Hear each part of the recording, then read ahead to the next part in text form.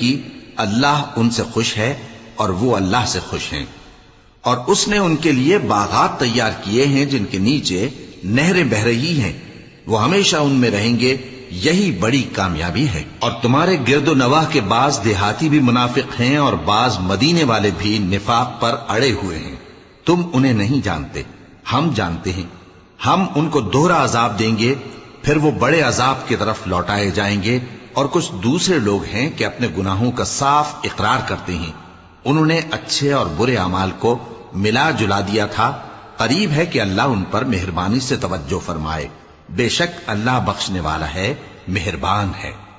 ان کے مال میں سے زکوٰۃ قبول کر لو کہ اس سے تم ان کو ظاہر میں بھی پاک اور باطن میں بھی پاکیزہ کرتے ہو، اور ان کے حق میں دعائے خیر کرو کہ تمہاری دعا ان کے لیے موجب تسکین ہے، اور اللہ سننے والا ہے، جان